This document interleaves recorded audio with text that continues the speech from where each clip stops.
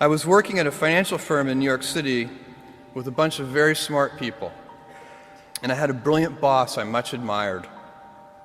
I went to my boss and told him I was going to start a company selling books on the internet. He took me on a long walk in Central Park, listened carefully to me, and finally said, "That sounds like a really good idea, but it would be an even better idea for someone who didn't already have a good job." You can have a job, or you can have a career, or you can have a calling. And if you can somehow figure out how to have a calling, you have hit the jackpot, because that's the big deal. I met Jeff Bezos 25 years ago, and he told me, "Dave, I want you to invest in my company." "What are you doing?" "I'm gonna start a bookstore in my garage." "Okay, and I'm gonna put it online. People buy online, and I'm gonna ship out of my garage.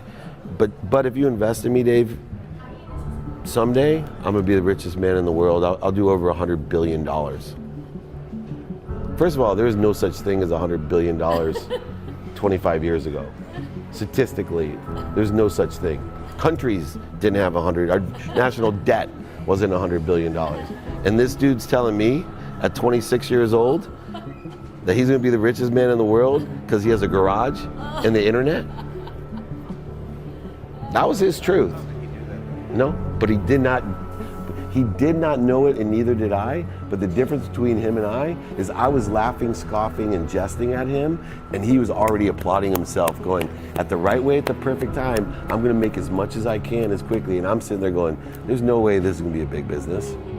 Do something you're very passionate about, and don't try to chase what is kind of the hot passion of the day.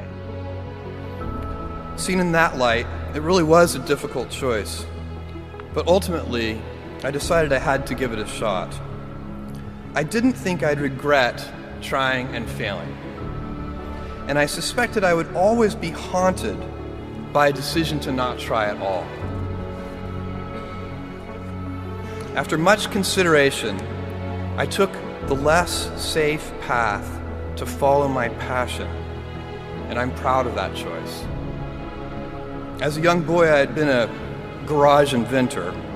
I'd invented an automatic gate closer out of cement-filled tires, a solar cooker that didn't work very well out of an umbrella and aluminum foil, baking pan alarms to entrap my siblings.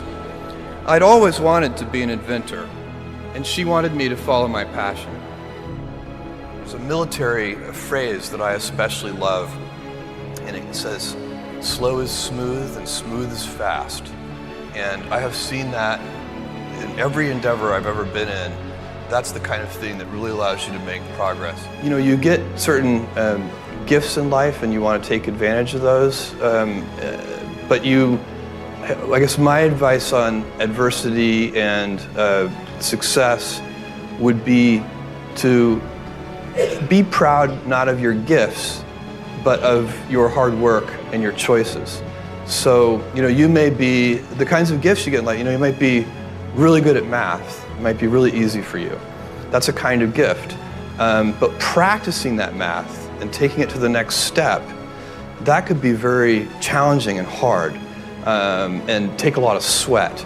That's a choice. You can't really be proud of your gifts because they were given to you. You can be grateful for them and thankful for them.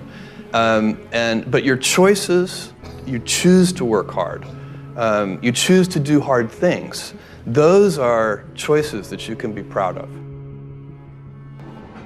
You can choose. We all get to choose our life stories, and it's the choices that define us, not our gifts. Everybody in this room has many gifts. I have many gifts.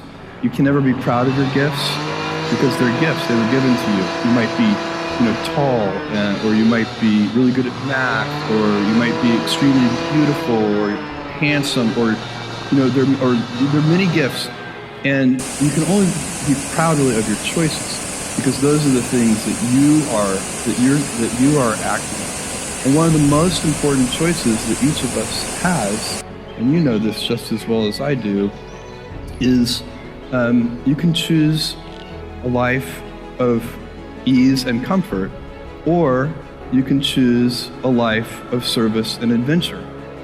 And when you're 80, which one of those things do you think you're going to be more proud of? You're going to be more proud of having chosen a life of service and adventure. There's never been a better time to be alive. I mean, it's just incredible the amount of inspiration that the world generates for me, and I think for a lot of people. It's insane, the amount of change and invention and opportunity. Your life, the life you author from scratch on your own, begins. How will you use your gifts? What choices will you make? Will inertia be your guide, or will you follow your passions? Will you follow dogma, or will you be original? Will you choose a life of ease, or a life of service and adventure? Will you wilt under criticism, or will you follow your convictions? Will you bluff it out when you're wrong, or will you apologize? Will you guard your heart against rejection, or will you act when you fall in love? Will you play it safe, or will you be a little bit swashbuckling? When it's tough, will you give up